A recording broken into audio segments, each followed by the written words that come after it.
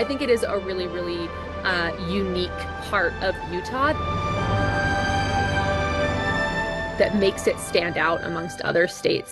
I love the Mormon church, but there are a lot of rules that we have to follow. From the hit Hulu series The Secret Lives of Mormon Wives, to the international fascination with the social media account of Hannah Nealman, the Juilliard ballerina turned farmer and parenting influencer. The Beehive State is home to a large number of social media content creators. You've got outdoors influencers, you've got, national park influencers, you have your fashion and lifestyle and Mormon influencers, and you have tradwifing and farming, and it's such a ripe space for influencer culture. But as a growing number of Utahns step into the influencer space, what protections do they have when a company doesn't give them what they were promised in exchange for their online promotion? I think it's easy for some of these folks to be taken advantage of. I'm Fox 13 investigative reporter Taylor Stevens. That's a question Utah's Division of Consumer Protection is looking into. Specifically, whether Utah's Consumer Sales Practices Act, which usually protects consumers, would also safeguard influencers. Our statute is able to shift with the times and stay modern and current. The division's review of who the statute applies to comes amid questions raised by the Fox 13 News Investigates team.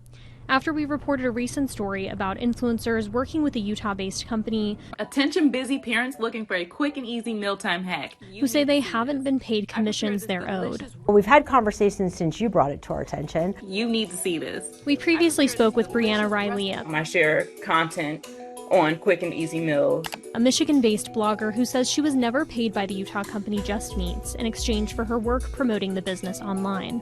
Right now, they owe me over $4,000. She believes people often don't respect content creation as a legitimate profession and wants to see more protections for influencers. It's just a risk that you take. You can put in all these hours and do all the work, and you may never see the money from it. But when that does happen, there's usually some sort of recourse under the law. That's according to Katie Hawes, the director of the Utah Division of Consumer Protection. She says that if an influencer is using goods received in exchange for online promotion for primarily personal, family, or household purposes, they may be considered a consumer under Utah law. That means they could be protected under Utah's Consumer Sales Practices Act and could file a complaint with the state if they didn't receive products they were promised, for example.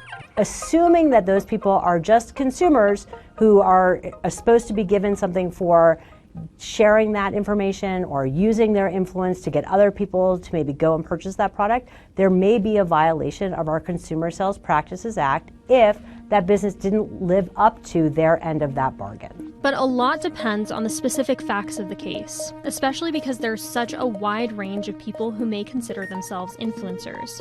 For example, on one end, I'm just a mom who's recommending more products to my friends because I found a product that I loved and this company happened to give me some, and then I tried it, loved it, shared it with all my friends. And on the other, you've got millions of followers, like you're a household name. Like I'm thinking right now of all the Minecraft people that my kids talk about, and I'm like, okay, they're clearly in the business of doing this. These more professional influencers likely wouldn't fall into the state's definition of consumer, meaning their primary recourse if they aren't compensated would be a lawsuit.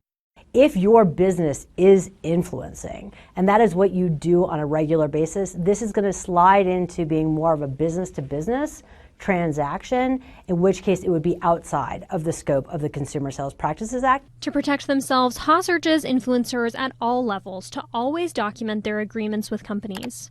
A recommendation also shared by Mariah Wellman, an assistant professor at Michigan State University who researches the influencer industry.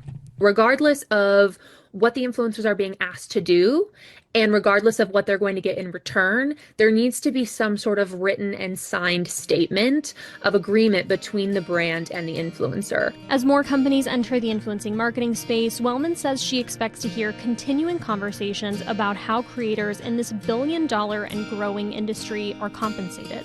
I think most businesses are trying to do right by the influencers that they are working with, but there's always sort of this off chance that these businesses feel like they can kind of pull the rug out from underneath some of these influencers, especially those that are smaller, and sort of get by without paying them what they're owed. In Salt Lake, Taylor Stevens, Fox 13 News, Utah.